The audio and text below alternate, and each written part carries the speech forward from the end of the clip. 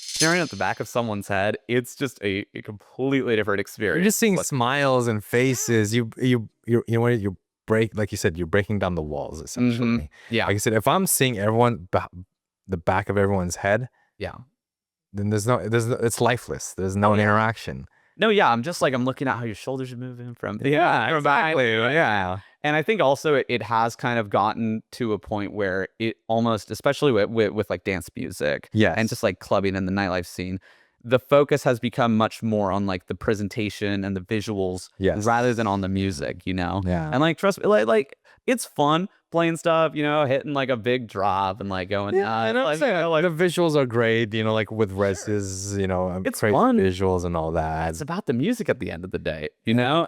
And I think that like it's makes it so much more accessible too for people to throw events and focus on having really, really quality sound and really great, just cultivating a great culture rather than having the most insane light rig set up or the great visuals. Like, and don't get me wrong, like that is it's still really fun to play at those kinds of events. I'm like, but it's also nerve-wracking for the DJ. Like, you know, when I'm looking out and I got like 300 faces staring at me, I'm just like, I don't feel fully like I can go nuts here, you know, because you know, it's interesting, but I love stuff like that, and I just hope that there's just more of a space for events like that to even get behind the decks or just to experience it. You know, I love being on the dance floor. I love going out and to other people's sets because I love being on the dance floor as much as I love being behind the decks. Yeah. No, dude. Well, I mean, we're pretty much actually way past an hour, but holy moly, dude! But I felt like it. I know, yeah. But honestly, well, I mean, we're pretty much wrapping up now. But like, is there anything you want to say to the cameras or the? Oh, dude, just like thank you for having me on for this conversation. Like, it's fun. I needed this. I'm like, I'm glad that like.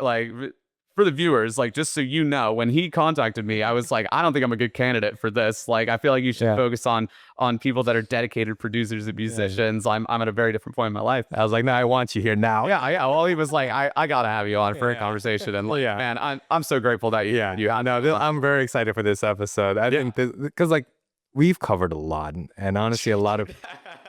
But it's a lot of great information that I think people do need to hear. Oh, totally. I don't even know when you started recording. Honestly, I've been yapping the whole time. Like, and that's what I like to do. I was like, I just press play when they're not looking. Yeah. Because it's just this is a conversation between me and you. Forget the camera, forget the mics in our faces. Yeah. You know, this is exactly what I wanted. I'm excited to see how I sound on a recording. I'll make you sound like a god. Don't worry.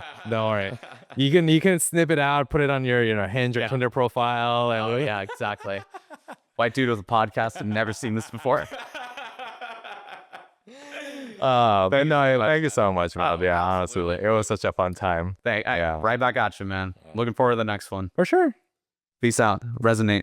Thank you. Forever. Like, setting up a camera, I was always like, running back, like, gotta look at the phrase. Run back, like. Oh, wait. They were doing shoots on the high school yearbook? Yeah. Yeah. A little bit. I know my way around a DSLR, but that's about it. You know, so you are a shadowbug then? No, I wouldn't say that. I wouldn't say that. It was definitely a distinct part of my life. I was more into the journalism aspect of it than the shooting, you know. Wait, when was this? Is high school or something? It was high school. Yeah. Okay. Yeah. This was, I think I did it for all 4 years of high school, actually. Yeah. I did that. I did a lot of stuff in high school. It was a small high school, so pretty much any club that like interested me or had friends doing, like I could just join it. I played football for 2 years. Like, you did? Yeah. Like, well, I mean, no, I just say like no, but like objectively, most people wouldn't put that in like top 50 things that they expected me to do. And I was playing dudes from the mountains, so they were humongous. So, what position did you play? I was a cornerback. Oh, okay. So I mean, usually like, you know, height, weight, usually it's kind of a crapshoot, but I there were some times where they would put like a 6'5", like 100 pound. That's just like, I'm like, okay, well, if this guy goes up for a foul, I'm not even gonna be able to jump that high. Yeah. Usually they just like grab my shoulder pads and just chuck me at like 10 years. Where did you go to high school? I went to a school called University Preparatory School up in Redding, California, where I'm from. Redding? Where's Redding? Oh, dude, Redding is an hour south of the Oregon border. It's like you're that far up It's north. 3 hours north of the Bay Area. Yeah, an hour south of the Oregon border. It's born and raised there. Yeah. Born and raised. It's kind of the sticks, man. It's there was not a lot to do there necessarily. So, I mean, I've been up to that point because I've been to the redwood forest before. So I think that's don't get me wrong, the nature's amazing. Yeah, you got Humble there. Yeah. My buddy's just like, triangle. yeah, exactly. Right. Yeah. The last time I think I saw Redding mentioned in like a broader context was this guy that posted a YouTube video that was like, why does no one live in this area of California? And I was like, oh, hey, look, I was born there. Oh.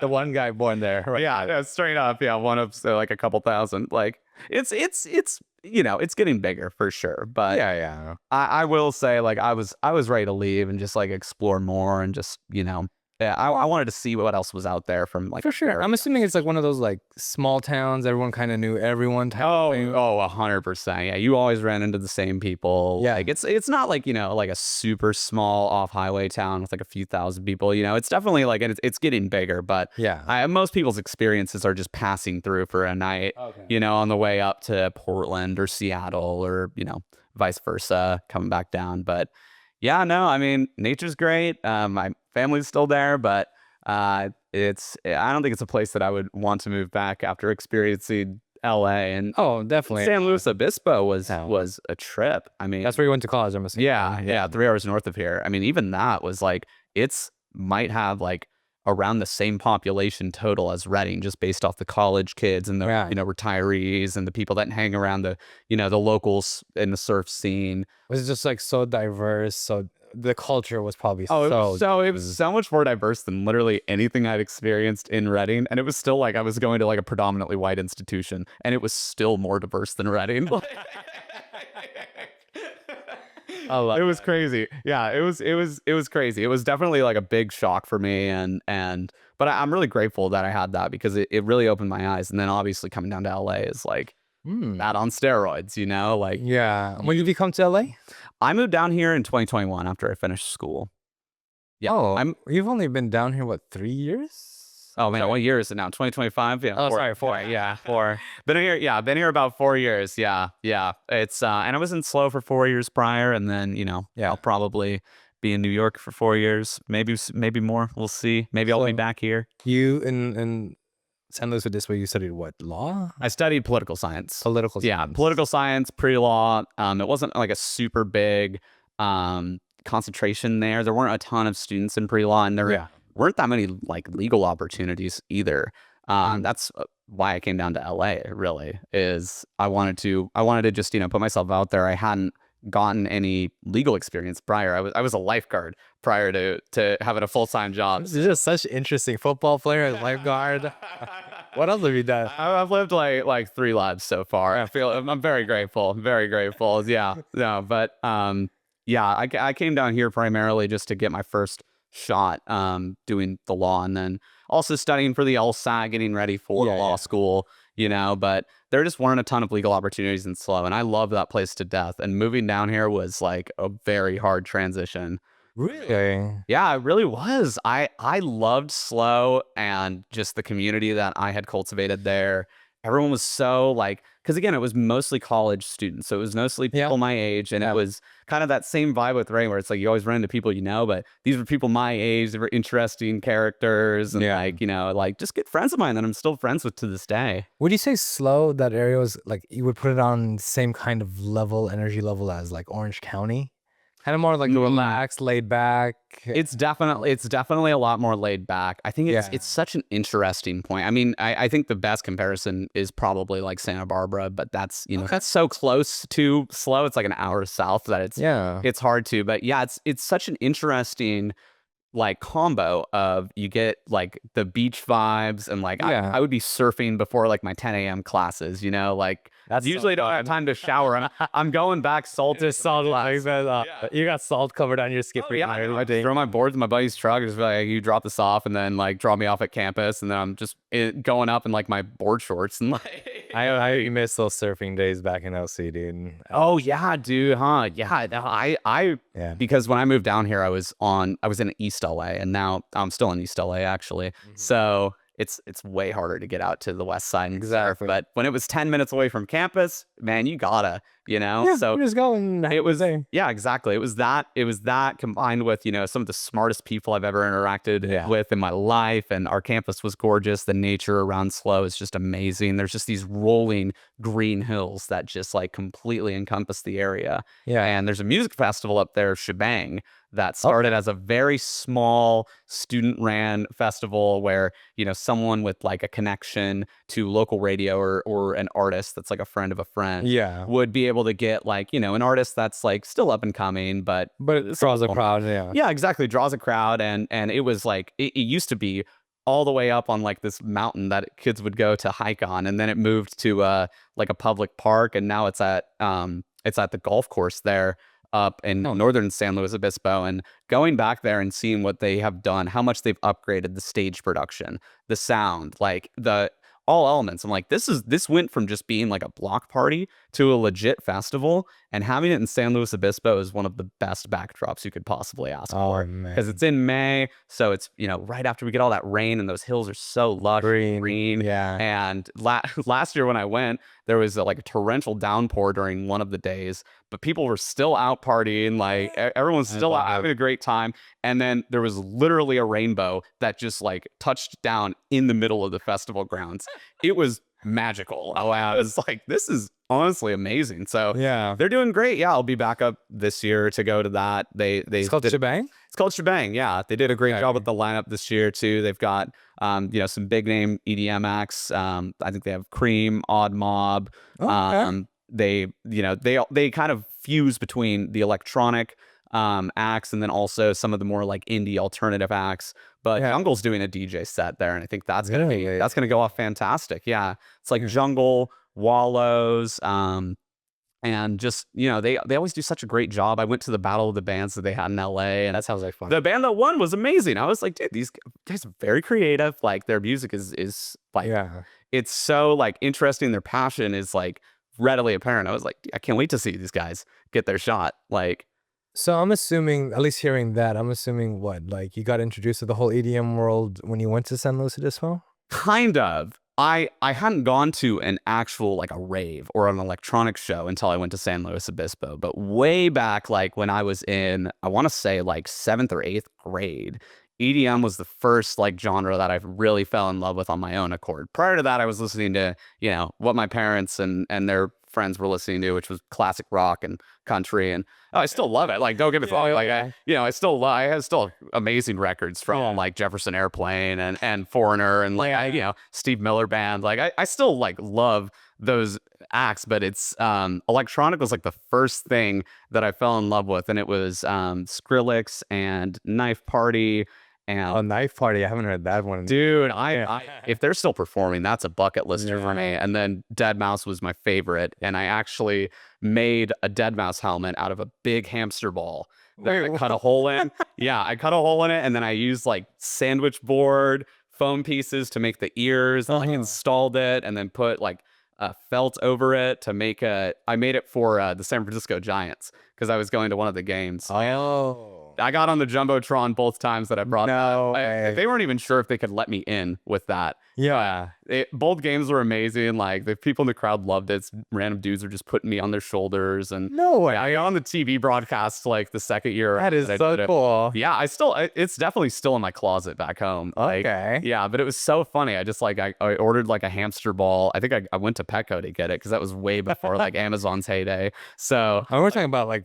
Oh, they're talking, for like a chinchilla or like a much larger creature. And then there's a smaller one probably for like, like an active hamster. And that's what I use for the eyes. I just cut it in. A bunch of hamster balls are up there. Yeah, exactly. You look through the mouth though, right? That's how you kind of like. I looked through the mouth. It was like, it was like a mesh with the fabric over it. And you couldn't see very well out of it. But no, that was like, I loved Deadmau5. I loved electronic. It was really big phase of my life. And I really didn't get to experience that live until I went to San Luis Obispo. And we, not a ton of artists like popping through, not at the LA level, but every now and then, like there would be like a really great act that would come through. And so my first rave was Seven Lions at the Avila Beach golf course. And Seven Lions is still someone I really respect to this day because he does not touch the mic once. I mean, he just destroys you. Like that set was still one of like the wildest experiences of my life, and it really made me fall back in love with the genre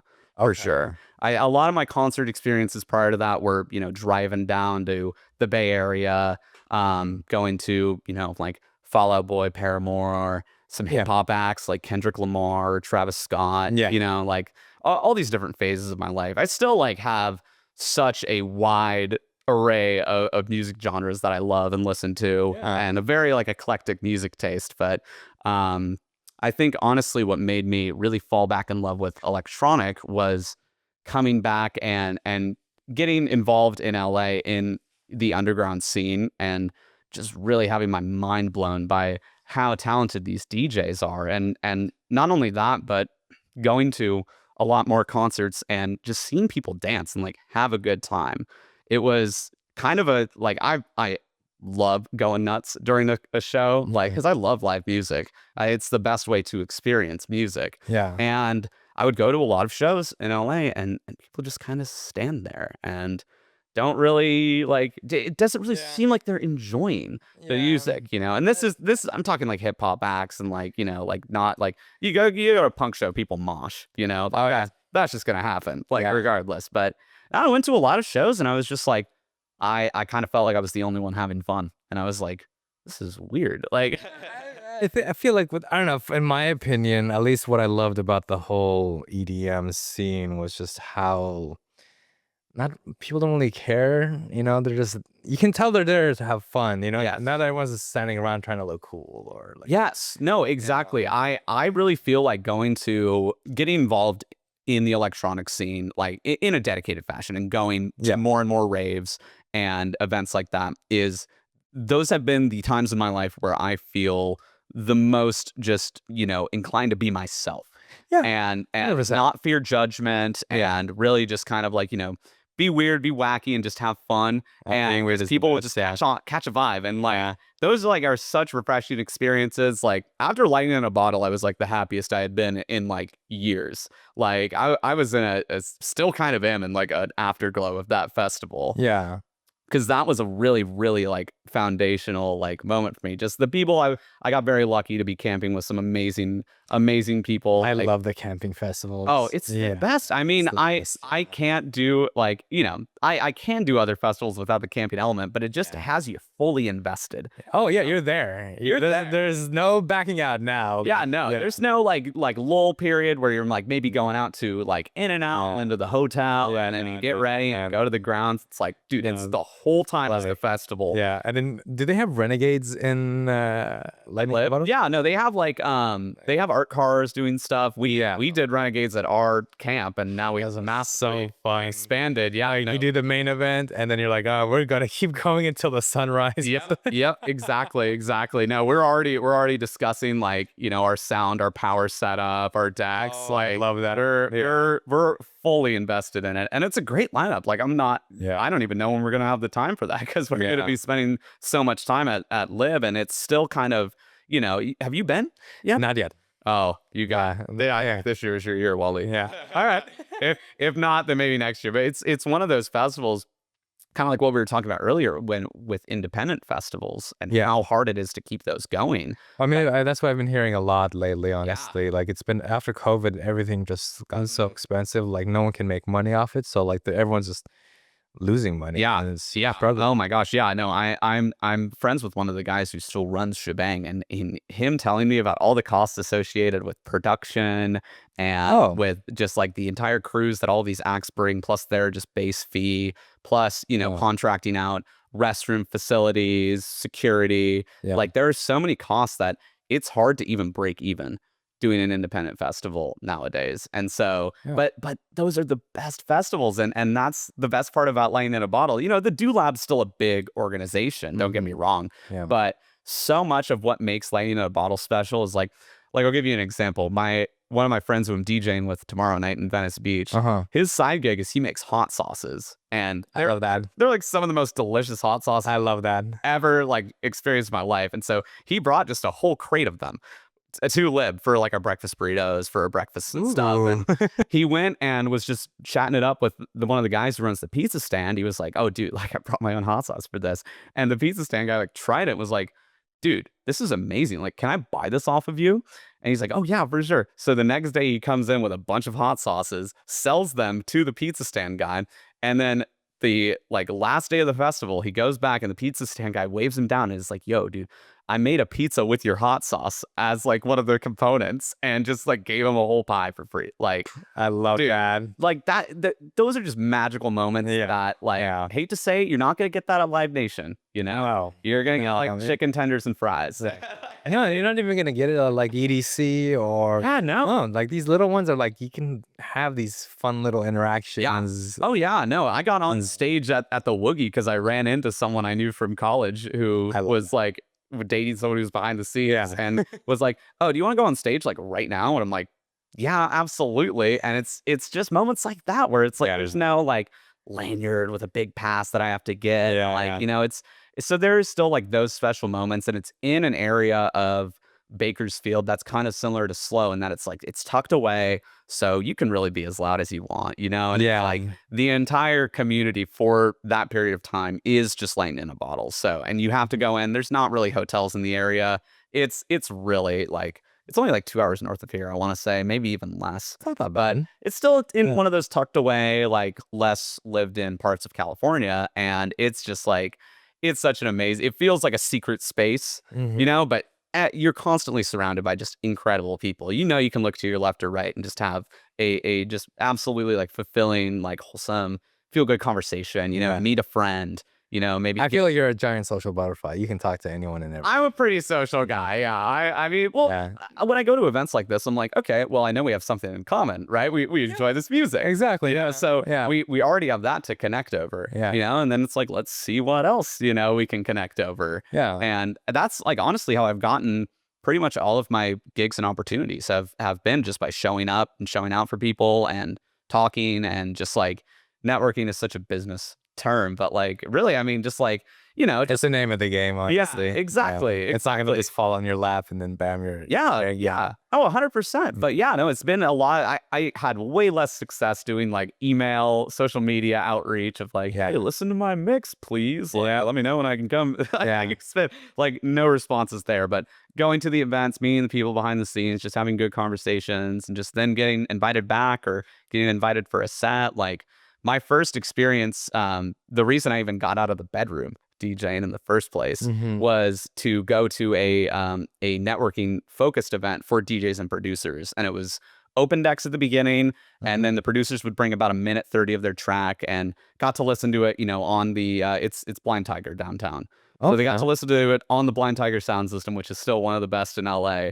And you know, you can discover things about your track that you didn't really hear. Really? Yeah, I need to get this info from you actually. Then I have not heard of this. They don't do that event anymore. It's a very short period of time, but I was just like, oh, I'm learning how to DJ again. I had picked it up in about like 2022, I want to say. I picked it back up and was really looking to get out there and start DJing electronic music again, because my past experience DJing was in college just for pre-games and parties and stuff. I'm just ripping, you know, hip hop and, you know, crowd pleasers, just going back to back, you know, like crossfading. Like embarrassingly, dude. This I can't. I'm saying this boy, putting this out on air. This is gonna be a hot take. When I broke my controller out again, I was like, I wonder what these EQ knobs do.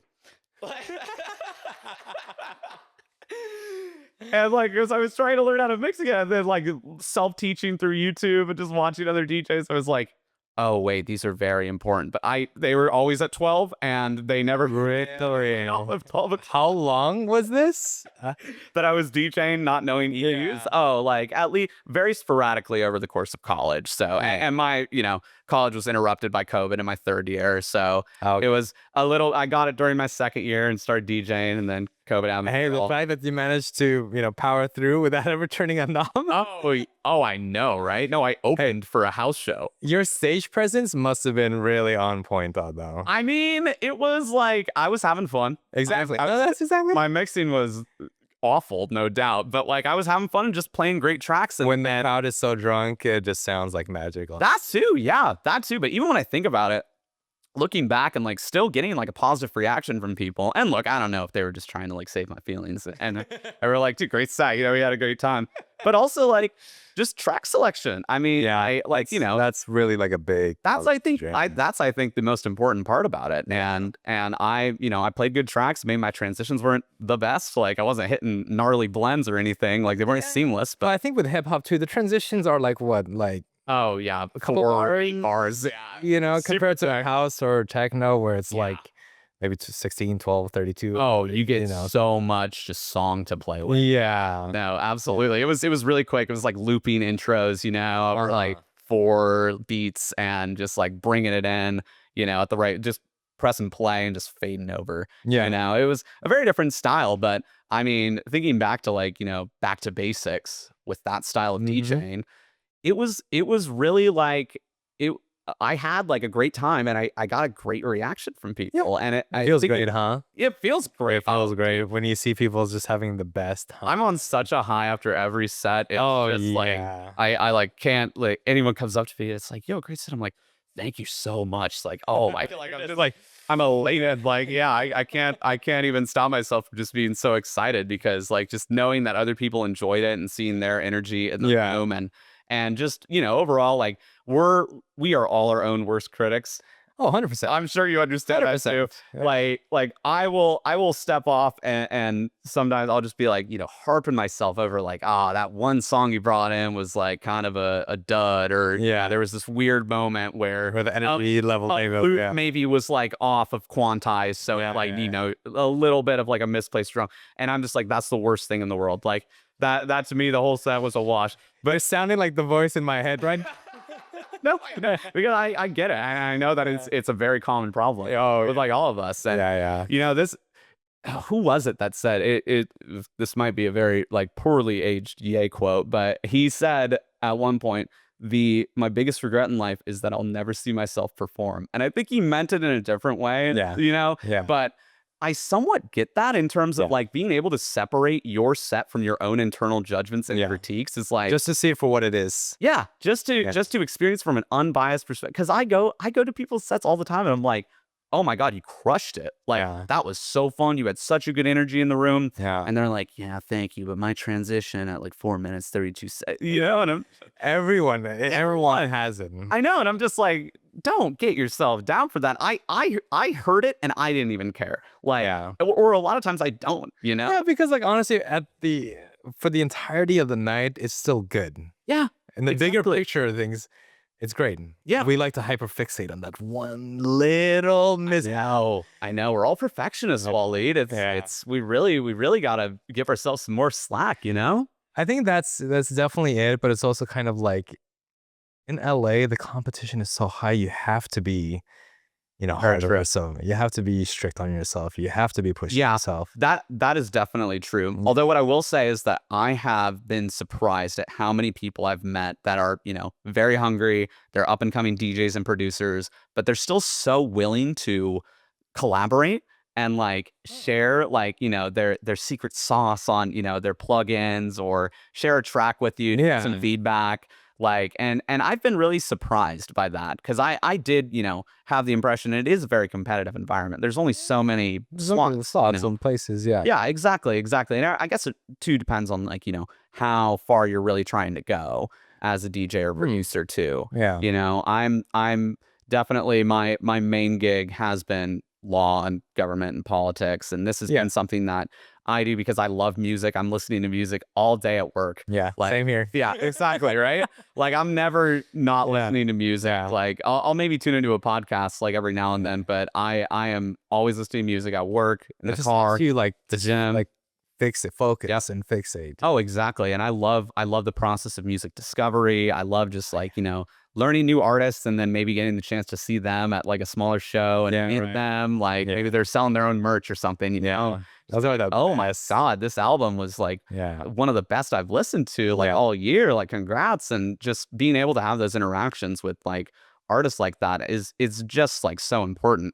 So, I mean, yeah, like I still get to enjoy music a lot and have that still be a big part of my day. And, in my free time, I'm, employer by day, DJ by night, and Yeah. it's a great way for me to blow off steam. And it's a great way for me to just do something I've always been really passionate about and like perform and get an hour to curate the vibe in a room and share an hour of my tracks is just always a blessing, And do you produce by chance? No, I dabbled in it a little bit. Okay. I got really overwhelmed in Ableton. I had the whole 90-day pre-trial and I would start sketching out some ideas, but then I get really obsessed with like EQing a snare drum.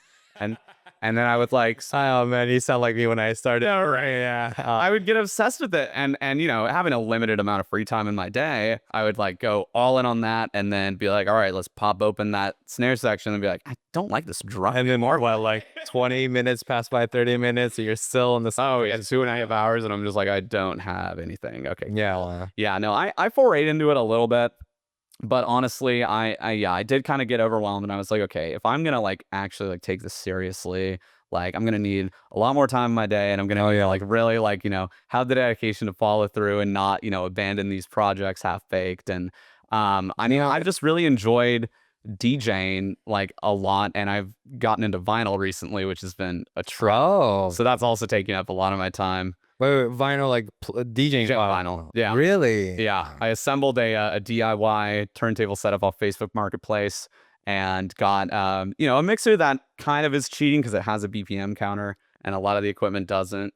But it's been useful because Wait, the vinyl player has a the mixer does. The mixer has. Yeah, the mixer will like read the audio signal and tell you like the approximate BPM. It's not like, It's not perfect, but no, it's not 100% accurate, but like it'll give you the feel for it. And the more advanced vinyl DJs just know, they know. why sure, yeah. Slightly too fast or too slow or what direction it's trailing off. That's the hard part, is knowing which direction it's going in. Well, I mean, if you're 0.01 off in either direction, you're something's gonna start trailing off, and then you're not matched up, and then you got clash, and it's unpleasant. I've tried learning vinyl.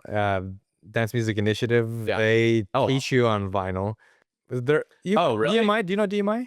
No, I don't think so. No, DMI is an organization. It's like a nonprofit organization that teaches new incoming people how to DJ. Oh wow! So it's free. Start on vinyl, but they start you on vinyl. Wow.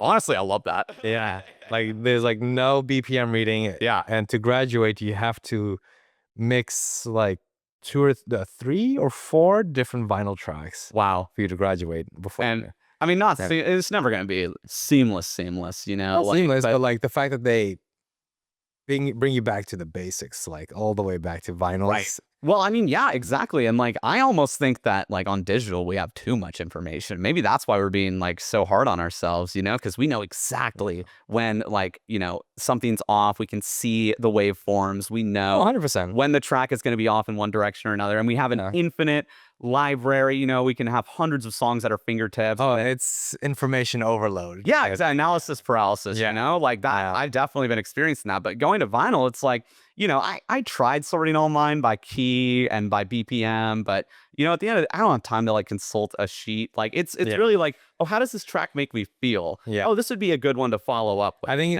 really knowing your music. Yeah. And just trusting that, you can, the confidence in yourself to like carry through.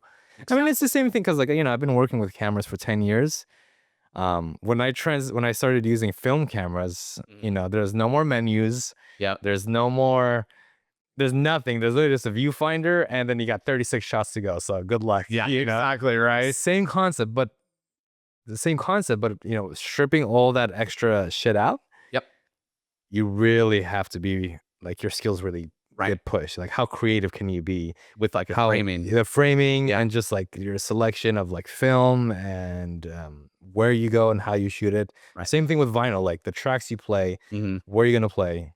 You don't have time to like, oh whoops, I messed up, let me go and just skip back and drop it back here. No, like you need to drop it, beat sync, and there's none of that. You just gotta go in and your transitions have to be like somewhat short because you can't really draw them out that much. Yeah, because the song ends and then exactly. And you gotta start it at like beat one, like, or else your phrasing's gonna be off because you don't know how their songs are gonna kick in. Yeah, you gotta wind it back until you hear no sound at all, and then you're like, ah, there it is, there it is. Okay. Yep, you keep it off, and then when you're ready, you drop it back, and then I watch a lot of people like start the track, and then they just wind it all the way back. They just like take the needle off, wind it back to one. They're like, I'm not ready to bring it in yet, and then they just start it off. And yeah, I mean, you got to start it there, lock it in a little bit, and then see how long it rides on, and then it's wild, man. It's been really an art. It's very difficult, but you see the experts that can do it and just seamlessly, like, a lot of it I feel like is almost like misdirection in some sense. You know, you got to know what the audience is latching on to and not necessarily remove that, but kind of like, you know,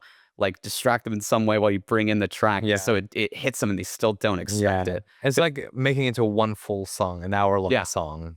Oh my gosh. Yeah, exactly. And that has been my favorite part about it. As much, you know, as hard as I am on myself for the transitions that I know, like, no one is hearing, you know, my favorite part about it is just having no drop in the energy between songs. You know, like, there's no like period of silence. There's no like intro, outro. You know how to, like, the best parts of the song, you know when to bring them in, and you get to play them play the best parts of the song for an hour, you know, and just keep a continuous flow of energy going through the room. And it's just like, there's something so special about that. And I was so in awe coming back into the LA scene and just seeing how seamless these DJs were. Like, I was just getting hit with drop after drop. I'm like, where did you bring this in? Like, oh my gosh.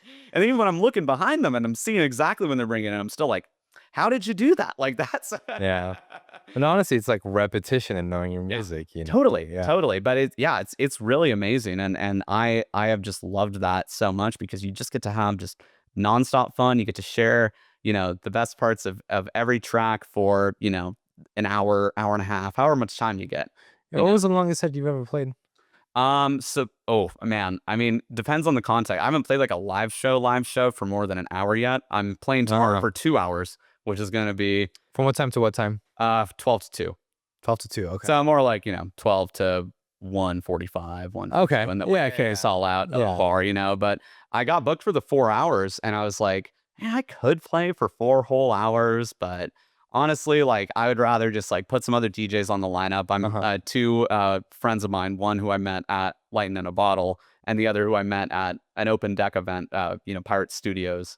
I know that spot. Yeah. They do their open decks every Thursday, and this friend of mine, he's the same one who sold all the hot sauce at Lib and convinced me to go there in the first place. You know, both of them are amazing DJs. They're wicked talented. Their tracks are amazing, and their taste is really good. And they just haven't played live in LA. And I'm like, guys, I want to hear you play. Like, I want to give you that hour because it's a whole different mode of preparation when you get, you know, an hour to curate, and you're like, okay, like, I got to prepare for the different ways this could go. You know, I got to have like some, you know, tools at my disposal, some killer combos, you know, and I got to like prepare, and then you go and you see the equipment and it's going to be nothing like what you were preparing on. What equipment do you have that you I still practice on the controller at home. Oh, the one that you never knew how to use? No, I've had that thing. That is one of the things that I have owned for the longest period of my life. I mean, good for you, honestly. Just use the tools in your disposal. Yeah. It works for helping me just like dub the tracks and get them all ready, you know, and like test out some transitions. You know, it's really easy just to do that within Rekordbox, you know, and record mixes, test stuff out, listen back to it at work.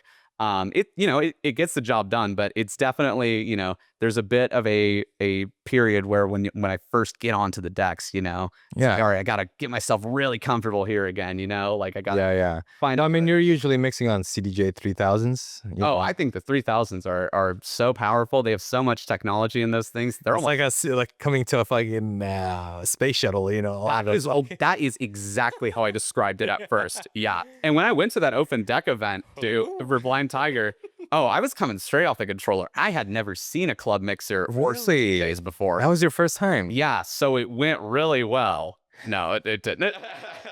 Because you never got a chance to play for Revolt. Because I was CDJ, so you never got a chance to. Oh, Yeah, no. point two. I would have known how to use them, but it was Oh, okay. it was that experience of going to that open deck at Blind Tiger and just absolutely beefing it on all three of my transitions, just freaking out. Like there was like I think my second song, there was just silence because I ran out of song, and I was like, oh wow, I just did like a cardinal sin. Like, oh my god. And then I ran into someone who was at that event, was like, yo, you were at Blind Tiger last week, and I was like, no, that wasn't me. That was someone else. Like, you got the wrong guy. He's like, nah, I recognize you. But we had a good chat, and I was just honest about, where I was coming from and that I love the music. But yeah, it was a trip. It was like seeing, like, being asked to fly a plane with a driver's license, Yeah, you just don't know where anything is. Yeah, exactly. And he was like, oh, dude, let's book like 3 hours of pirate, and I'll show you the ropes. I'll show you where everything is, and I'll show you, some of my techniques. Dude, it was so helpful. And then the next time that I went to the open decks, crushed it because I knew where it was. Yeah, exactly. And I was, I was still had a lot to learn. And even now I still do. Like, oh, you never stop learning. Never stop learning. If you're not learning, even after what I think I've been 6 years, like you're not. Oh, exactly. Right. Yeah. Exactly. But yeah, no, I mean, getting that experience like was huge. And now I can go confidently, and I feel like I can play on whatever equipment is thrown out at me. It's going to have its weird bugs. There's going to be weird. I think the second show I ever did, one of our decks, it was an older like XDJ model, and the play button didn't even work.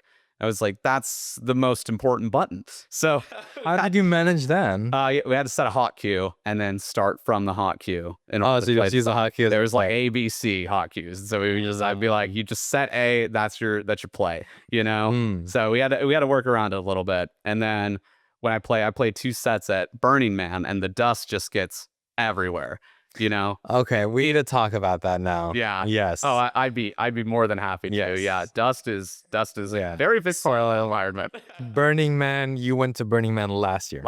Yeah, in August.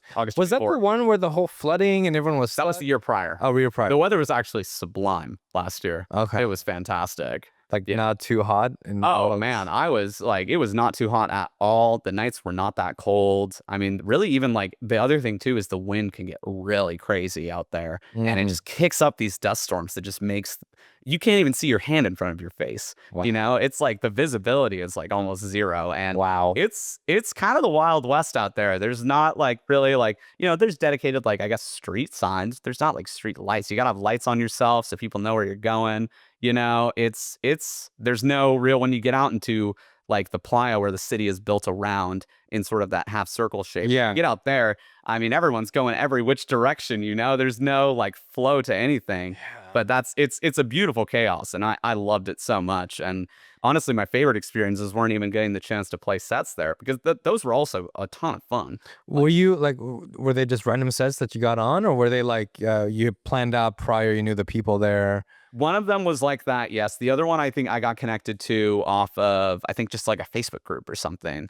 Oh, okay. It was great. The sound was awesome. The equipment was like a little older, but it was sturdy. Like they were older like CDJs, but we were just spraying like liquid electronic cleaner into the buttons, because I mean the dust gets everywhere and it just really messes with the electronics. Like, for sure. It's so interesting. It's like this alkaline dust. It's not quite sand. It's like thinner, so it just gets super fine. Yeah, super fine, and it almost becomes like a paint of sorts. Like it's still on a lot of my items that I brought out there, like my backpack. I'm like, oh, it just embeds itself deep within the fibers. Oh yeah, no, and it's like doesn't come out like at all. And so you can imagine what that's going to do to like some decks. Yeah. Oh yeah. Yeah. Like you got to take that thing apart just to get it cleaned up. Yeah. And I mean, sometimes I think it's just beyond repair. The 3000s I played on for one of my sets, I was like, these things might be cooked. Like wow, they just might not be able to exist anymore. And I was like, that's several $1,000s. Yeah. Like, yeah. Crazy. It was wild. But no, that was like a wonderful, wonderful experience, because, despite that, the challenges that come with being in that environment, everyone is just having like such a lovely time, and there's like 1,000 festivals all happening at once. Yeah. Like they had somewhat of a lineup at some of the camps this year, the bigger camps that attracted more high-end names. Like they got like, Carl Cox, Mal P played at one of them, Who Made Who. Like they, they had some sort of semblance of a lineup, but it never felt like I was going to like, a main stage, for example. Yeah. It's always like it's very much a choose your own adventure type of a That's kind of situation. fun. It Yeah. was so fun. I was like, what shenanigans I'm gonna get into today? You know, you just don't know what you're gonna like. And I went solo on purpose just to experience as much as that I could and just get. Wait, pause. You went solo. I did. What do you mean you went solo? Like I packed up my Camry with everything I needed, tent, all the food and water that I needed, a bike's absolutely essential, outfits, just everything. by yourself. Yeah, rode up solo. I mean, I could have joined some camps that, I get we're that. camping with, but it's already a very expensive undertaking. Yeah, no, because you're the first. I mean, I've met people who've done Burning Man, but they've always done the RV method. Yeah. You're the first. I was trying to save as much money as possible, and I also wanted to see if I could do desert survival, like, because the only thing they provide for you is porta potties. Everything else, your water, food, It's on you. bring yourself, or make some friends, and then you can 10 days. some people stay for longer. Because my car broke down in Reno, I only got about, at the end of it, I think I only got like 5 days out of it. Okay, no, that's still a lot. That's still It a was lot. still Yeah, it was still a long time, and it was still like a wonderful introduction to it. It's a place I really want to go back to. Yeah. The chance. Like I was talking about earlier, like going back to school in August, and then, who knows where my life and career is going to be after that, and who knows if it even still be a thing. But Yeah, no, for sure. I was like, I want to get this experience. I want to like take in as much as possible, and just be kind of on my own schedule, be able to, get lost in a side quest and not have to worry about reconnecting with my group, because there's no cell reception out there. It's That is wild. You just forgot all the stress of everyone else and just this is you. This is your. Oh yeah, no, and there was definitely like a little bit of a personal journey to that as well. Yeah. I just wanted to have that experience, and put it in the books, and just. I bet you still kind of reminisce about like those moments, huh? Just being Oh out my there. God, yeah. I mean, one of the best moments was I became pretty close with one of my campmates just in the open camping area, who was also there with just a friend. Yeah. We ended up seeing the man burn together on Saturday. That's the big fire that they light up in the middle. Yeah. The man's always there in the middle of the playa, and it's just a massive sculpture, and the arms are down. But on the last day, well, second to last day, on Saturday, they raise the arms up, and then they, set up a bunch of fireworks, and then the pyro goes on, and there's fire going on all throughout the festival, but that is like the most, you feel the heat from all the way behind crowds and crowds of people. Like, it's a spectacle. And I just like, I would always like reconnect with this guy's name's Alon. He's an amazing artist from Joshua Tree. We would just check in with each other when we ran into each other, or like intersected back at camp, but we were mostly like doing our own thing. Yeah. But it was a very like checking in. Hey, you good? You good? Yeah. And it was great because we were like there on the last day. We didn't even plan to, but we were both there at the same time. I'm like, oh, dude, we got to go watch the man burn together, And like, we had a great time, and then gave each other our contact info. Yeah. And then I didn't. One thing I remember about that night too is that his jacket was so sick, and I was like, dude, where did you get that? Like, that's the coolest thing I've ever seen. And he's like, dude, I painted this myself. I'm like, no way, man. That's amazing. And it was just like a thrift store like zip up hoodie that he just decked out in his art style, and his color palette and his style is just, it's so unique. And I was like, that's the coolest thing I've ever seen, man. I love that. And so he gets in touch with me like several weeks after we get back home. Yeah. And it's like, hey man, what's your address? I want to send you something. And I'm like, no way, dude, don't send me that camp stove I gave you. Like, you can have that. I don't want the camp stove back. Like, that's yours. And then I get the package from him like a couple days later, and it's that jacket. No way. He's like, hey man, like, I was going to give this as a gift on Sunday, but the dust storms were too wild, so I couldn't really see anyone. And I was going to give it to the first person that really liked it. And that's you, man. This jacket's rightfully yours. And I was like, dude, oh my God, dude. So yeah, dude, special moments. That's something I'll have for the rest of my life. Yeah. And it was just like, it was one of the just wildest experiences that I've ever had. And send me a photo so I can put it on like the screen when I share this. I'll send you the dead mouse head too. Like, oh, please do. We'll get the whole multimedia presentation, But yeah, no, I mean, that was just so wild. And now I think when I'm at this point in my life where I'm kind of downsizing and preparing to not really take everything that I've accumulated over my life in California with me to the East Coast. Yeah. It was very valuable for me because it taught me, I don't need that much to survive. day to day. No? You know, No. so down to the bare essentials in a very unforgiving environment. I'm like, I made it out, and Yeah. that makes me feel like I could honestly like do anything. Yeah, it's funny because like yeah, you come to realize it's just like a lot of things that you realize you don't need. It was just more of like an emotional attachment, but Yeah, not really like exactly. a necessity for you living. Oh yeah. Yeah. Oh, exactly. Yeah. No, I'm currently like moving from a larger place in North Hollywood to a smaller one in East Hollywood. And so I'm not even able to take most of the stuff, even though I'm Yeah. still in LA. Yeah. But I'm like, that's fine. You know, I don't need this. I can get rid of this. Like, Feel lighter. yeah. Feel like, Oh, I feel way lighter. yeah. I basically just have clothes, my pet snake, and like my like music that. equipment. Yeah. I've still got some, you know, for when I get back into producing. I do have a MIDI controller that's shaped like a saxophone. Oh, what? Soprano saxophone. Yeah, because that's where I started in music, was playing saxophone and jazz band. what? And yeah, back in middle school at Okay. that school where I did a bunch of different things. That was one of them. So you've had a long experience with music. Oh yeah. Oh yeah. No, it's always been like an important part of my life. I mean, my parents will tell you, when I got my first set of computer speakers with a subwoofer, I was just blasting it like all day, every day when I was doing my homework. Yeah. Like when I was like going through some stuff and like, Oh, music's in your soul then, huh? oh, absolutely. It's always been there, and it always will be too. Yeah. And yeah. so I really do want to get back into that. And like I do have my like actual like alto saxophone down here, at least for a couple more days, and then Yeah. sending it back up home. But I have an electronic one that I would really love to just like make something on, or That is even actually figure out how to very hook it up interesting. onto a live rig, you know, because people have, you know, live MIDI controllers and synth. No, it should be very easy because you can easily connect it to Ableton, and think from so. Ableton you can just do it from speakers, and there you go. Oh yeah. Actually that'd be very cool to try if I can connect that to a synth, and have Oh, you you can play, connect it to anything. and then just hear all these sounds being played from a sax. Oh yeah. Because the No, feeling would be extremely different compared to like a keyboard exactly. versus on that. Yeah, So I'm terrible on the keyboard. I was trying to learn the keyboard for so long, and I was just like, this doesn't make sense to me, but the saxophone does. Like, Yeah. that layout is just like so comfortable for me. So what, we got like 5 months before you move? Yeah, no, we'll get it done. We'll get a quick session in, honestly. Absolutely, yeah, I can't. This sounds like a mad scientist fun level out. Right? Exactly. And so, I mean, you know, there's people that do that. Grizz does like his actual like saxophone, you know, during his electronic set. Yeah. I've never seen people with this. I actually traded another saxophone, a tenor saxophone.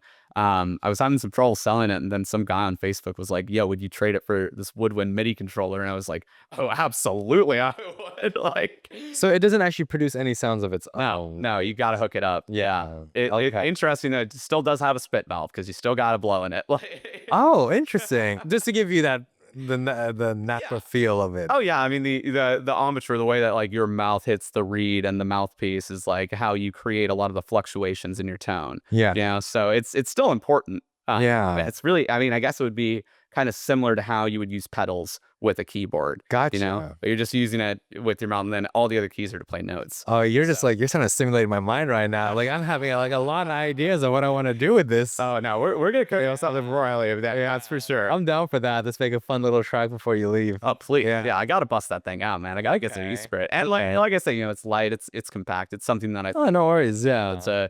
to keep with me, and you know, even if we got to produce some stuff over Zoom, you know. No. I mean, I have could my hook it up. apartment here with the space. That's not an issue. Yeah. Exactly. But so I did want to actually go into a little bit about like where you're at in life right now, because I think you kind of mentioned it when I reached out to you in the beginning. You were telling me about like, hey, I'm kind of like taking a step back Yeah. to pursue your career in law. Mhm. You Yeah. know?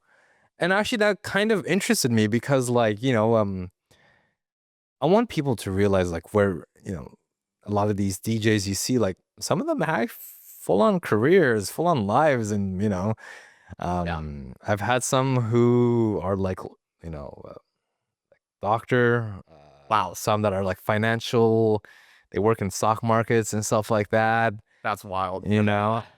So I think this is actually a really good thing. Like I want to see what your perspective is. Like, all right, I'm faced with a big life decision now. Hmm. And I have to you basically have to put music kind of off to the side. And for the past 3-4 years, it's been like a massive part of your life, you know? Oh yeah. Oh, I've been working towards law school since high school, really. I mean, Yeah. when I was doing mock trial and then going to study political science and focusing on keeping my grades up, you know, taking the right classes, and then prepping for the law school admissions test, like all of that, like it's been a very, very long time coming for me. And So you knew it was at some point in your life, this is going to yeah. come my way. Oh, totally. Yeah. And so when I moved down here, it was mostly to kind of, get work experience, study for the LSAT, get the score I wanted, and then apply. And then, hopefully stay in LA, but maybe go elsewhere. And then I think my best offer at that time was to go to the University of Georgia. And I was like, Oh, it's a great offer, but there was just something tugging at me inside. Like, this is before I had really gotten back out into the DJ scene too. And like I was just having like so many just like amazing life experiences in LA, going to so many like amazing concerts, different venues, people's places, just like having so many different types of people, walks of life. I was like, I don't feel like I'm ready to leave yet. Yeah. And at this point in my life, it's a graduate school. So if I stay and get some more work experience, that's only going to be better for my application, and it was I definitely applied later in the cycle too, so my admissions decisions weren't maybe as good as they could be because, when these schools open up and they're like, all right, we have all these seats to fill, then it's a little bit easier to get a spot versus when they're like, they don't even know who's going to decline their admission and who's going to get off on the wait list. So, I have a tougher time applying later in the cycle. And I was like, like, I don't feel like it's my time. I feel like reapplying is going to be the right decision. And so I decided to just take a step back. I withdrew all my applications and I said, you know what? I'm going to stay here for a little longer, get some more work experience. I really liked my job and I really wanted to pursue DJing. And it was definitely like hands down best decision I've made. I love that. Yeah. And now I'm going back in with a very refreshed outlook on, on that area of my life and also with the experiences that I've had DJing. And it's something that I want to continue, in my free time. I think that school is going to be about the same commitment right now as my job, if not a little bit more. It's like 40, 50 hours a week. Oh, damn. Yeah. I mean, law school's tough. It's tough for sure. But one of the reassuring things is one really amazing like friend and mentor of mine, Amir.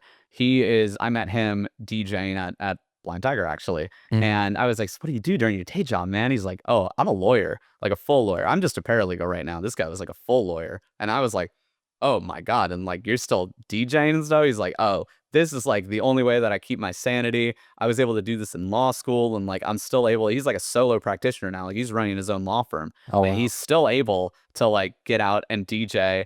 And I was like, dude, that is so reassuring for me because I know that like if I pursue this path, I don't have to just say goodbye to the music. Exactly. I can still enjoy this and have the time to pursue it and just really just like, have that as my escape, from the day to day. And even though it's not necessarily an escape because it's always with me, from when I wake up to when I go to bed, but that was reassuring for me. And it made me a lot more confident that, all right, now's the time, I'm feeling ready and I'm ready to take that next step and still, I'm not leaving the music behind. That's still always going to be there. And we'll just see what else it has in store.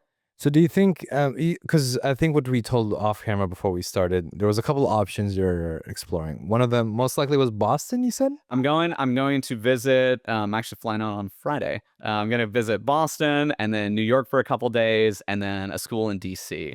And then I think we'll decide from there. I'm not sure how the Boston music nightlife scene is. Yeah, I'm very curious to hear whichever you decide and what the scene is like out there. Sure. I mean, I'm going with my mom to all these schools, and I've already told her like, look, mom, like at night I'm just gonna go like take a key card and just go explore like the nightlife, see what's popping. I know DC does have really fun nightlife because when I was on the debate team at Cal Poly, I got to go to DC several times throughout the year, and after the tournaments, we would all go nuts. I love that. We go downtown and DC has some cool spots. It really does. So that would be cool. I haven't experienced Boston at all. And then New York, I remember having just like one of the craziest club experiences of my life with a bunch of exchange students from Germany at a Mall UN convention. So, and everyone I've interacted with from New York, because there's a lot of people in LA that either like still live there or have in the past. Yeah. A lot of burners from New York as well.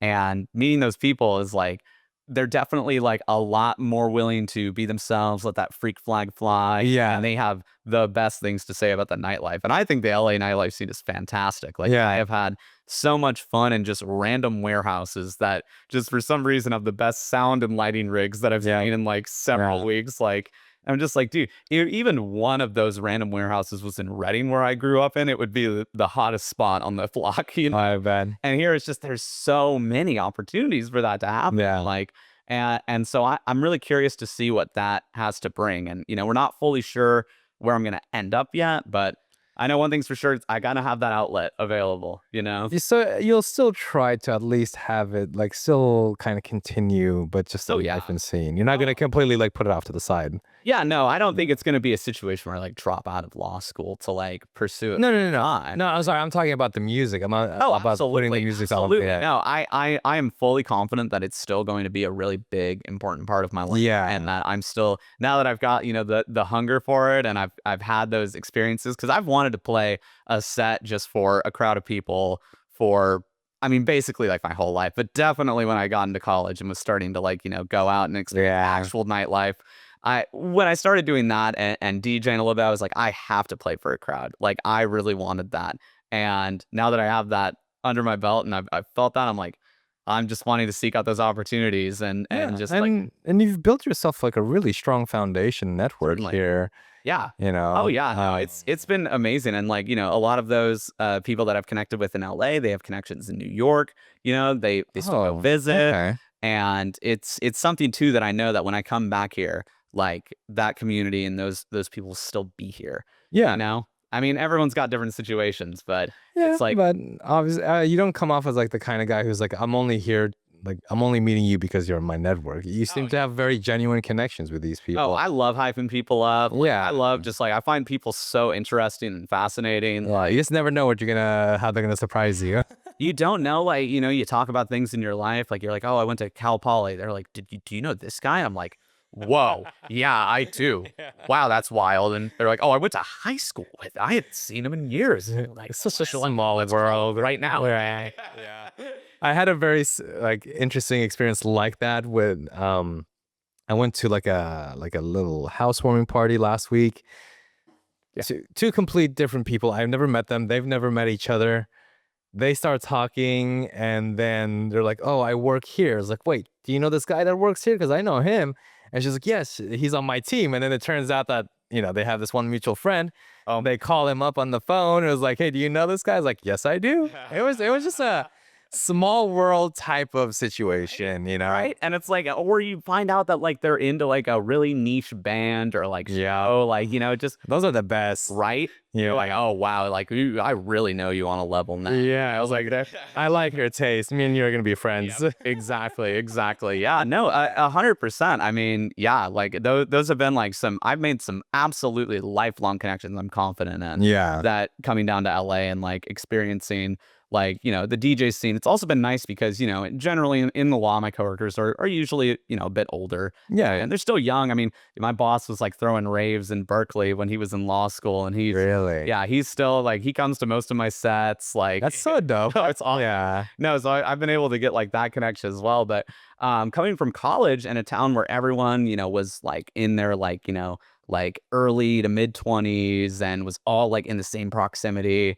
you know, coming to LA is just so vast and there's so many different kinds of people. I was having a hard time like, all right, what's my medium for meeting people now? You know, like how do I make connections with people that are my age and like really build those friendships beyond the ones that, you know, I'd already made in college, but now those people have to be back in LA. A lot of times people I met were from Seattle or Colorado or NorCal in the Bay Area, you know, and it's like still stay connected with them, but it was more just about seeing them and, you know, like having the time to just kick it and hang back and just like, you know, have just great conversations. And that was like something that I found when I was coming down to LA. I was like, wow, this is kind of a culture shock, you know, like my coworkers are older and like I'm feeling a little isolated, you know? So getting back into the DJ scene is like, I've met people actually from just all different age categories, honestly, but also just people just interested in the same things that I am, you know? And I think that that's been incredibly valuable. And I've just like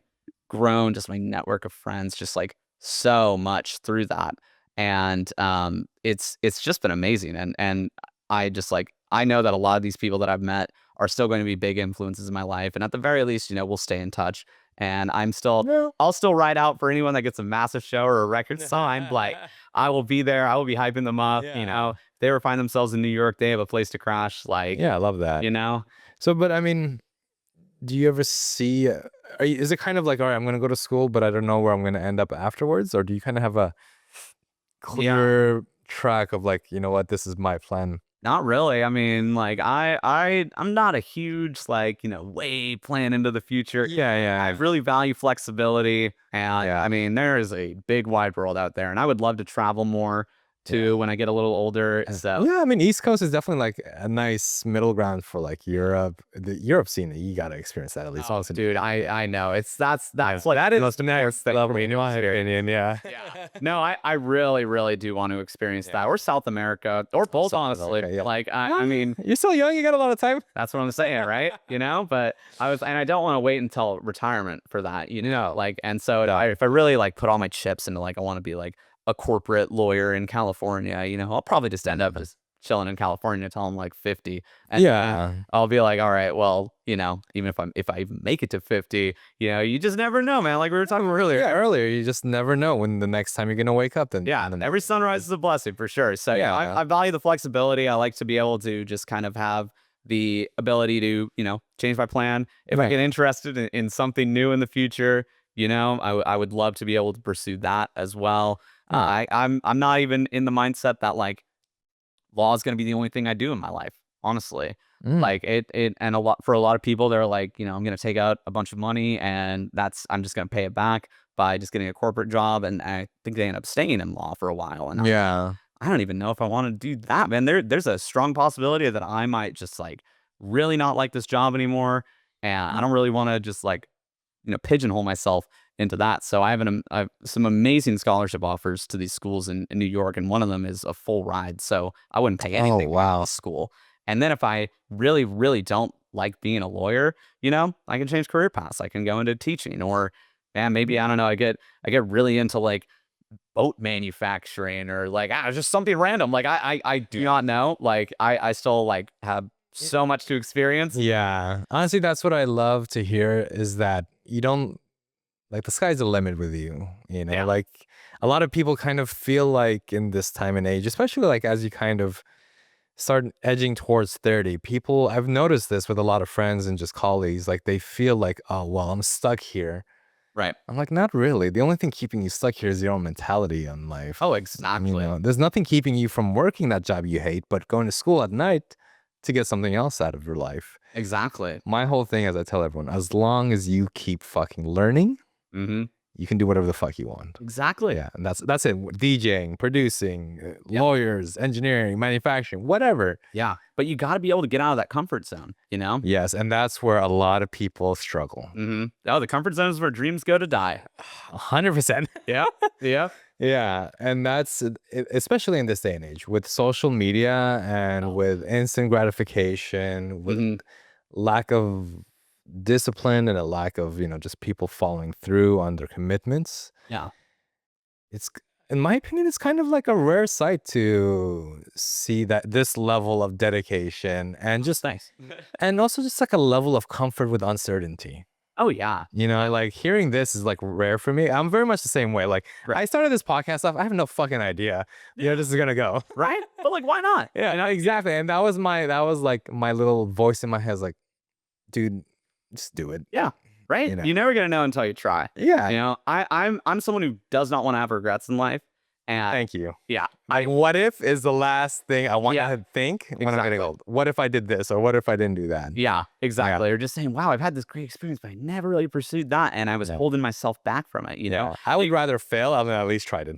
Oh, I love fail. Dude, I mean, like me failing at DJing is the reason I'm here, is because I made that connection with that guy who taught me how to, like, you gotta be, you gotta, and look, it didn't feel good. I remember going home and just like laying down, just being like, I'm never going back out again. Like it doesn't feel great, but it's part of it, You gotta be willing to fail. When I was playing football, I was getting creamed out there, but it was still like so much fun because I got to have that experience and 100%. like say that, and it surprises people, I'm like, it wasn't something that I was going to ever be doing for my whole life, but it's something that I'm like, man, I'm glad I experienced that. I'm glad I didn't, think about, man, how different would my high school experience have been if I didn't do football or baseball or, Yeah, you just put yourself out there and fuck around and find out. Yep. See what happens. Exactly. You know? Yeah. And then another big thing I think people need to really just like come to terms with is that like don't worry so much about people's opinion of you. It really doesn't matter. That is a thing. I think that's something a lot of people need to take into account. Yeah. Because I think social media definitely has a part to play. Oh, I think that's the number one reason. It is. Your phone is your nemesis, honestly. Because we're not getting out and we're very much locking ourselves into judging people based off of, you know, one interaction or one video, photo. That's what I'm saying. It's not just judging other people, it's judging yourself. You're comparing yourself to, like, obviously, like, social media likes to show you the best of the best. But you're comparing yourself to the best nonstop. Like, I want to see someone who's on my level. Yeah. I want to hear their opinions. I want to hear their struggles. Yeah. Because it's reassuring to me to hear that, you know, me and you judge our mixes exactly the same fucking way. Oh, yeah, no, 100%. I'm like, and I'm not even saying that I'm like fully above it, you know? No, like I'm still definitely working on that. Yeah. Like I go to other sets and I'm like, oh man, like he's so much better than me. That track, I'm the same way, you know. But comparison is the thief of joy. And if you're stuck in that, you know, like that person that you are comparing yourself to, there's things about you that they wish they had. You know, there's aspects of your life and your experiences that they wish they had. Everyone's different. Everyone's had their own experiences. Best thing you can do is just be yourself. You know, and then just being comfortable with that. Yep. Being comfortable and not being complacent. Yeah. Yeah. Exactly. Yes. Exactly. That's like you gotta tread that fine line. Because if you it is a fine line. If you become too comfortable, then you become complacent, and then you stop trying. Yep. Exactly. And then you're just not growing. You're not learning, and you're not improving. Yeah, exactly. But if you're willing to put yourself out there and willing to be bad at things for a while, I don't mind that at all. Yeah, I'd rather be bad now than later. Exactly. Right? Or just to never do it at all. You never even get the chance to be bad at something. Yeah. You know, I think is a tragedy. Oh, yeah. And yeah, I mean, like you're saying, like we you know are locked into our phones. We have a you know, the whole world at our fingertips, just destroying our dopamine receptors and taking all our data, just curated content. And it's like, it's really preventing people from like, you know, getting out there and just like, man, just try something new. Like, you know, I post my like mixes and they don't get that many views and it doesn't destroy me that much. I'm like, yeah, well, you know, whatever. Yeah. Like, that's fine. I wanted to put this out there and experience this. And like, you know, maybe I'll take a different route. You know, maybe I'll try something new to promote myself. Yeah. Like at the end of the day, like, you know, I'm doing things because they bring me joy. And I think that at the end of the day, like one's own happiness is the most important thing. And you're not going to be happy if you're constantly comparing yourselves to others. And, yeah. 100%. And engaging in toxic comment sections. And no, I just try to stay away from the comment section unless it's like good vibes. Well, it's usually not good vibes. Yeah. It's usually quite bad. It's flash judgments on people that you don't know and often jokes at another's expense, and it's brutal to see. But the funny thing is, so I had one guest on the show. His name is Yuda. He was actually my teacher at Beat Lab Academy. Oh, no way. In production. Oh, that's awesome. You should like, he's coming out next month in April. Check him out. It's one of my favorite episodes. Yeah. But he mentioned something in the episode. He was like, once you start getting haters in your comment section, you know you're doing good. Yep. Because a lot of people are like starting to see it. Yeah. So I was like, I did not think of it that way. So, you know, if it ever happens and one video blows up and people are just trashing on me, I'll feel good about it. You will. Yeah, you will. Because I do think about that every now and then. I'm like, man, it must feel awful, like reading these terrible things that people are reading are writing about you. Yep. But then on the other hand, you're just like, well, but you know, at the end of the day, it's the name of the game. You know, they watched it because it got put on their feed and then had like 1 million views, something, and it's like, all right, well, that's cool, bro. That's like your opinion. Like, I did this thing and I feel good about it, and you're, you know, exactly. And that's the thing. You did that thing and you put yourself out there. That's like, I think where a lot of people fear, especially a lot of DJs who, let's admit, in this day and age, you do need to have somewhat of a social media presence to kind of like grow. It's the name of the game. Yeah. If I meet a DJ that I think is great and I'm like, what's your Instagram? And they don't have one, I'm like, well, you need to get on that. Like, at the very least, just to stay connected. Exactly. Have a hub. Yeah, exactly. And just to know when shows are happening and when other people are doing things and to exchange that information, it's like it's just all in one place there, But also, like content is going to be very big, and that's not something that's going to go away. No, and it's a way for you to kind of connect with your audience outside of the stage. Like 100%. Because like I like to follow artists that I know, share same values, that have, their tastes are similar. Just a whole bunch of things. Like I want to connect to them more on a human level so that I become a diehard loyal fan. Really? Yeah, exactly. A lot of my favorite artists, like I follow religiously, the releases and everything. And that's what you have to do in this day and age.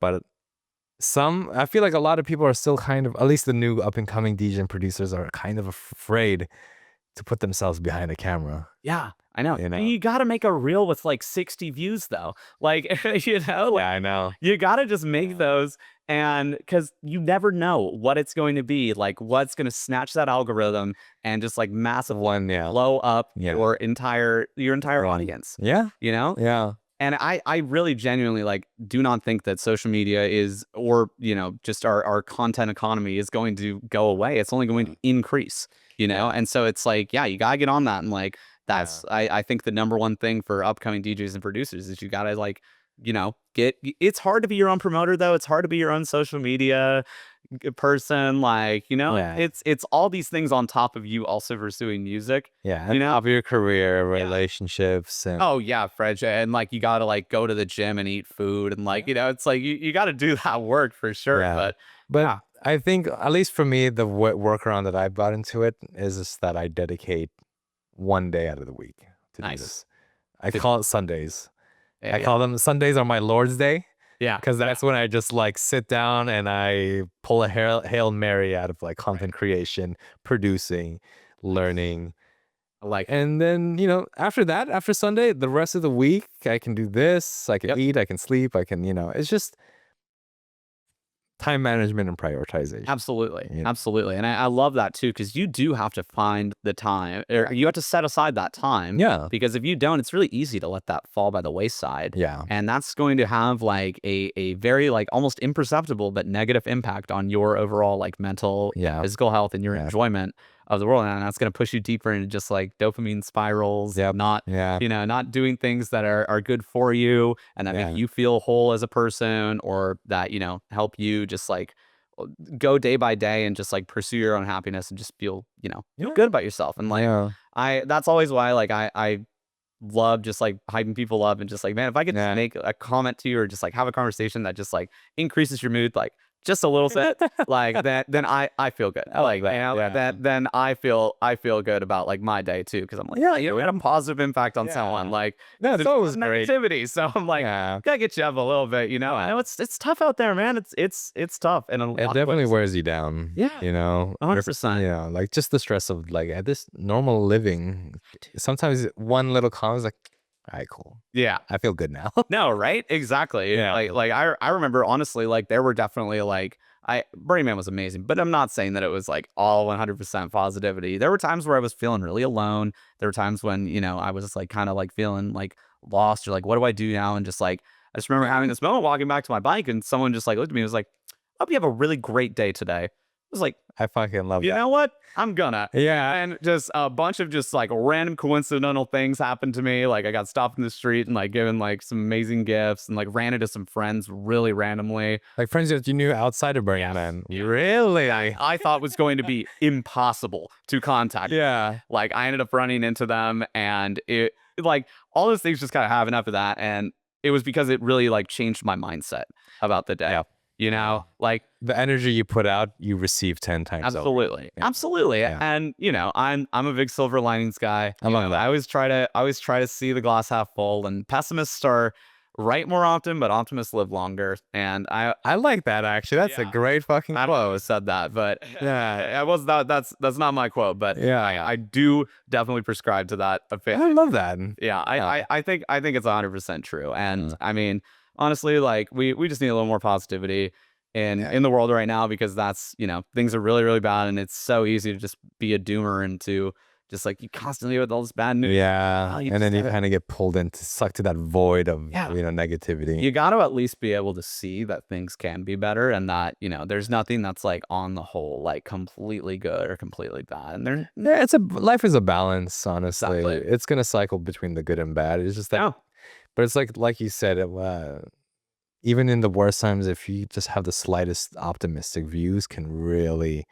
it can flip things around. Yeah, 100%. Changing your mindset can honestly be massive in you just making different decisions, and like you just like like ultimately, and I get it, I've been in very rough patches of my life, but honestly, it's just trying to keep a positive frame of mind about things. Like, it just makes it easier day by day to go through, and just like meditation's also really important, just like being able to clear your mind and just like reset, recalibrate, and just not trying to get too bogged down or upset, but it's hard sometimes, man. Like, shit happens. So I totally get it, but on the whole, I just try to just like go through my day and just like have as many positive interactions as I can, and just and that's why you have people around you to pick you up whenever you need it. Oh yeah, you just gotta reach out, and that's it.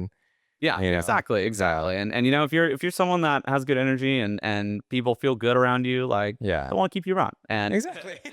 and I think honestly, that's been really big, because I've just gotten random opportunities falling that I'm so grateful for, and that have just been like some just amazing experiences in my life, because people invite me out to something I never would have thought of going to, or I've definitely, that's something especially because moving out to LA, I'm still kind of like building a network here. Not network, we're just like a circle of friends here. Right. Where did you move? I was in Orange County. Oh, okay, Gotcha. I was like down in like Laguna. It's a whole different beast. Oh yeah, whole different. I mean, I lived there for a decade, so wow. Coming to LA, it's like, remember when you said almost like a little culture shock, a little bit of discomfort, a little bit of adjustment, a little bit, like okay, it was definitely like a good amount. Like, I've been here a year, and I just feel like I got settled. I just feel like, all right, I got my feet planted on the ground. Now I can start experiencing this life. Exactly. Exactly. So I'm totally prepared for that to happen again, but when I go to New York, I'm sure it's gonna be great, but I bet when I go there that it will be it's a whole other beast. I'm fully like, I've made my peace with that. I know that there's gonna be really hard times, but it's like you get through those, and then talking about them now, it just seems so far in the past, or it's just like, the worst things that ever happened to me in my life, like, I got through, and I grew around to them, and I became older, wiser, stronger because of it. And now I feel like more prepared to. But people that, stay in their hometowns, for example, for like their whole lives, and just, build their security net and their comfort, and then they just, if they ever were in a situation where they did have to go somewhere else, it's really, really, really hard. I think for me, because I've lived in San Francisco, then I lived in OC, and now I'm living here. I've traveled to Europe by myself multiple times, Dude, living the dream. I've become comfortable with being just uncomfortable. Yes. I don't know, this, like, what, if I did what you were doing, because I thought about New York. I wanted to consider, like, maybe, because a lot of people said, like, you should try New York out. And I've had so many people tell me, it's like, why not, honestly? What's keeping me really from just going? Exactly. Trying it out for a year at least, I mean, really, nothing, but exactly nothing. It's just my own, mental. Yeah. It's not even mental. It's like, what, if I do it, I'm going to do it at least with like intention of like, really wanting to experience. Exactly. Yeah. And like, look, not to say that there's like that comforts are entirely like a bad thing, they're just easy to get caught up in. But they are really like, it is really relieving to have like, friends visit, or to just like, feel like secure, or like you're a part of a community. Community is definitely huge. It can be very hard when you're moving to a new location, especially if you're moving to like another country and you don't speak the language. And you didn't grow up there, and you don't really know. The culture is completely different. They were educated in a different way than you were. They have different things going on in their jobs and lives, and the government, and it's all these things that it's like, man, I really feel like kind of alien here. 100%. That's why, like, I have a lot of international friends, so and honestly, I have major respect for them for wanting to be living out here, and a lot of them want to stay here, and I'm like, I respect for the fact that you're willing to put yourself so far out of your comfort zone and still be persistent and wanting to stay. Yeah, Yeah. exactly. Yeah, that is wild. Yeah, because sometimes I talk to them and then I would make like a joke that's very like, niche to California or something. And for them, it's like, I don't have zero concept of what you tried to say there. Yeah. I was like, damn. It's like, I wonder what it's like experiencing that, because to them, they probably see it on a daily basis. Like these little things that like, I don't know what you're talking about. And it kind of, like you said, makes you feel alienated because like I can't connect to them on that level because I don't know what they're like, talking about. Exactly. But yeah, I'm pretty comfortable being a weirdo anyway. So I'm like, And that's what I love about you, dude. It's just like you can put yourself anywhere and you'll just like adapt to that situation. yeah, man. On my core, like I was a very like awkward kid growing up, and a lot of like me just like putting myself out there was just kind of like having like 10 seconds of brazen confidence that might not have even been real. Speaker. Yeah. That like just might not have even been real confidence entirely. Yeah. It was just like me just saying like, all right, I'm just gonna pretend. Like I'm just gonna pretend like what a cool comedy guy would do in this scenario, and then it's like, oh, that wasn't so bad, and I just kind of learned like those weird awkward parts about me are like the parts that make me you. Yeah. Those are the best parts about me. And that's the thing. Anytime anyone says like they're weird or awkward, I just think like, you know what, you're just so unique compared to everyone around you that you just are your own. Oh yeah, there's no one like you. Exactly. And that really helped me move from wanting to just conform to what everyone else was doing and whatever like, popular trends were to just like, I'm just gonna embrace what I like in my style, in my in the things I watch and do, and also in my sets. I mean, I try to just be as weird and wacky and as eclectic as I can and still make it a fun experience that you're not gonna get anywhere else. Because I really wanted to lean into the parts of me that make me, who I am as a person, and also just discovering those things about other people. That's like that to me is just like that's how I really get to know someone.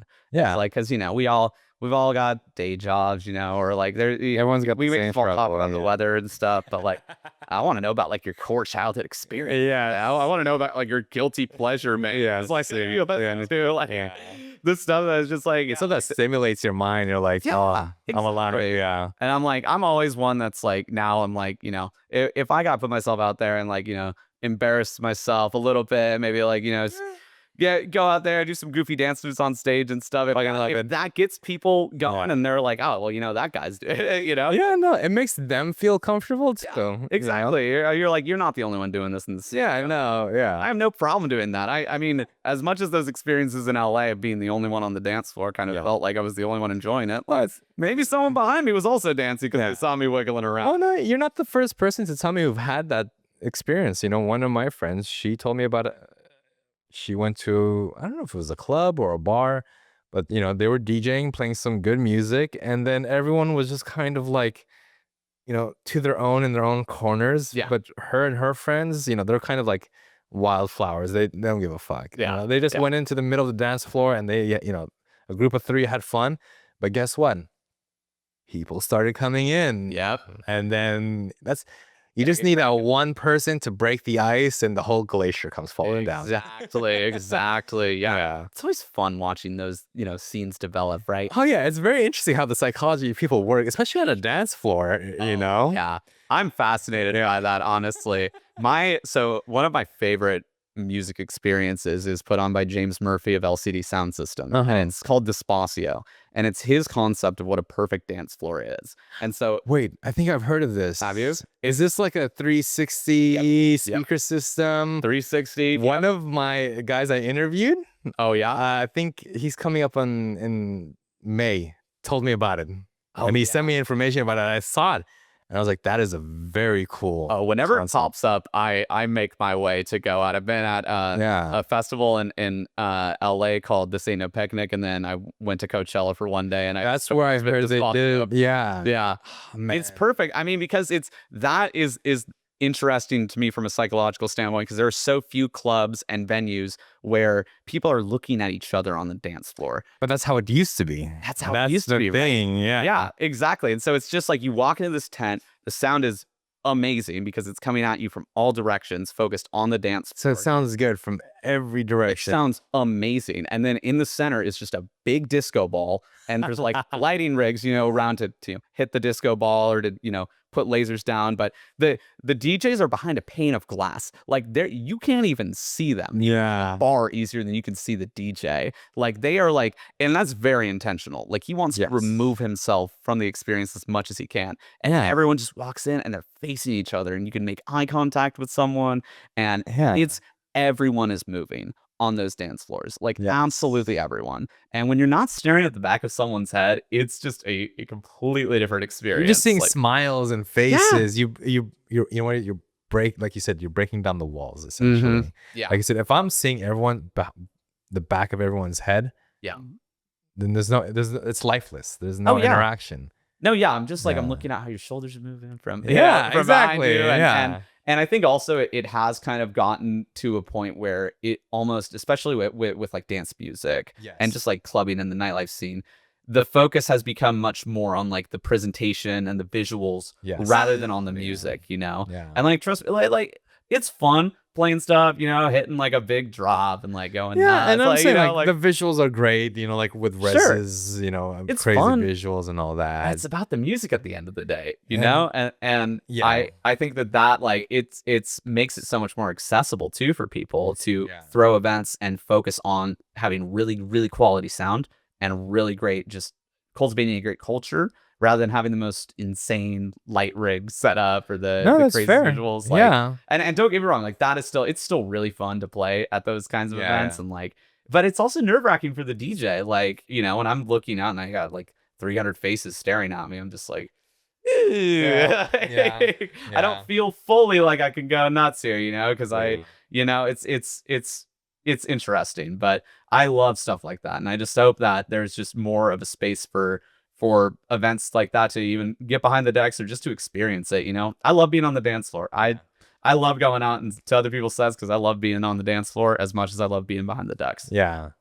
No, dude. Well, I mean, we're pretty much we way past an hour, but holy moly, dude, it hasn't felt like it. I know. Yeah. But honestly, well, I mean, we're pretty much wrapping up now, but like, is there anything you want to say to the cameras or the audience? Oh, dude, just like thank you for having me on for this conversation. Like, it's fun. I needed this, and like I'm really glad that like for the viewers, like just so you know, when he contacted me, I was like, I don't think I'm a good candidate for this. Like, I feel like you should focus on people that are dedicated producers and musicians. I'm at a very different point in my life. I was like, no, I want you here now. Yeah. Well, he was like, I gotta have you on for a conversation, and like, man, I'm so grateful that you had me on. I'm very excited for this episode. I think because like we've covered a lot, and honestly, a lot of, but it's a lot of great information that I think people do need to hear. Oh, totally. I don't even know when you started recording. Honestly, I've been yapping the whole time. Like, and that's what I like to do. I was like, I just press play when they're not looking. Yeah. Because it's just this is a conversation between me and you. Forget the camera, forget the mics in our faces. Yeah. This